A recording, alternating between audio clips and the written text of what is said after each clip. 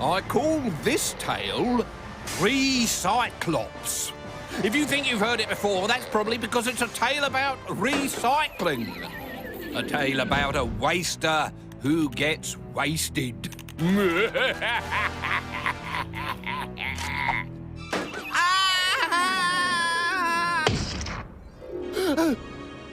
Scabby was not a useful human being. Obviously, she was useful in the sense that her body would make good fertilizer when she died, but she didn't contribute anything to the human race. She wasn't a giver. She was a taker, a user, and a chucker away. She consumed the Earth's produce like a vacuum cleaner and spat it out behind her when she no longer needed it. "What you need," said her mother one day, "is a lesson you'll never forget."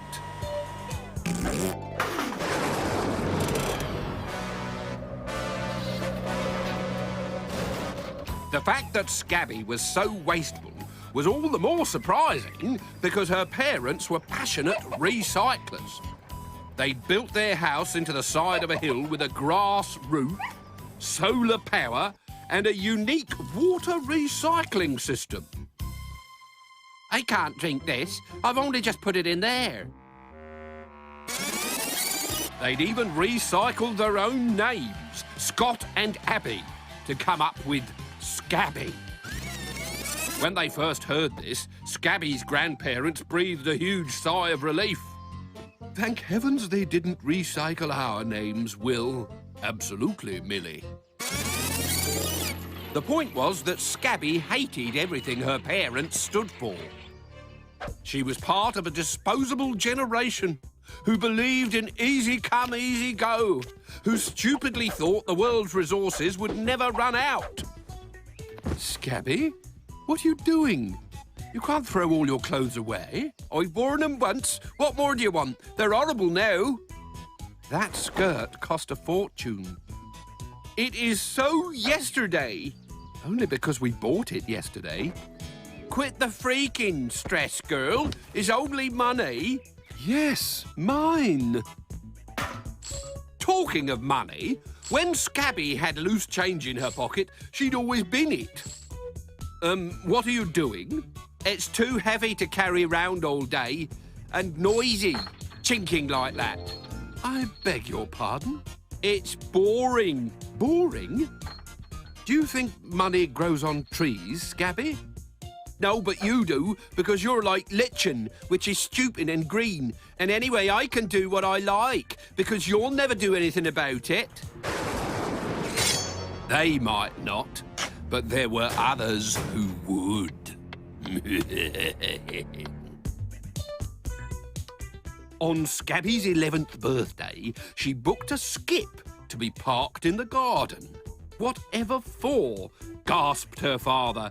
"For chucking all my presents in," she said. First she opened them, then she threw them away. "Seen it, done that. And I don't need this, been there, got the T-shirt." "That is the T-shirt." "Exactly, so why would I want it?" "And this can go." "Your Tagapucci. It's a virtual pet. You're meant to keep it forever." "No, fed it once, did a poo, bored now. Don't want this." "Your digital radio?" "I've already listened to it. Once. You've listened to it once. There's nothing on that interests me." "But there are different programs on every day." Every day is so tomorrow, Dad. I live for today, and today it's gone." In fact, she threw away everything that she'd been given when there was nothing wrong with any of it. It was, as they say, a criminal waste. Oh, look, I missed one. "To Scabby, love Mummy and Daddy." If you don't get out there now and bring all those presents back, I shall... You shall what? Oh, look, shoes. I shall call the Recyclops to come in here and recycle you. Heard it all before. He'll burst in here and crush you with his huge hands and recycle you into something useful. Recycled threat, Daddy. Doesn't scare me. Then go to your room, shouted her mother. Gladly. And pick those new shoes up. Can't be bothered. Just chuck 'em away. Unfortunately for Scabby, the Recyclops only needed to be asked once. Her father's cry reached the rubbish tip as the sun was setting on a rotten world.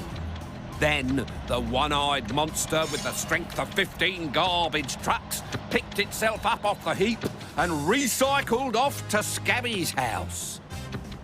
She was asleep when he slipped into the bathroom, bundled her up with old string and took her off to his recycling plant. When she finally awoke... Ah! Scabby had no time to think. She was tangled up in a heavy cargo net while something cold and fishy switched her lights out. The recycling process involved a lot of washing and squashing and looking like a square box that blinked. Then Scabby was stretched out like a sheet, steamed, pressed, powdered and pinched, lightly simmered in a vat of glue and thunderized with lightning. All of this before she had her heart restrung, her stomach repiped, and was finally melted down and poured into a biodegradable mould that reconstituted her into her original shape. Only this time, with one or two special features. What have you done to me, you monster? Monster yourself. I turned you into a useful member of the human race. And it was true. Scabby now had a tap in her armpit so that she could water the garden. A motor in her mouth to make her suck like a vacuum cleaner. A siren in her throat to turn her into a useful fire alarm. Magnetic legs for picking up litter. A paint-filled scalp for decorating. Telescopic fingernails containing an assortment of handy tools. Wheelie knees to turn her into a shopping trolley. Extendable feet, converting speedily into water skis to save old sailors in distress. A bouncy belly to turn her into a beanbag. And at night, she folded up into a box for handy storage in the attic. This was the feature her parents liked best. It meant they could rent out her bedroom and make a bit of extra money on the side, which was a perfect way to recycle the space. Scabby never saw Recyclops again. He recycled off in search of other children who don't appreciate what they've got. Right now, he's probably got his one good eye on you.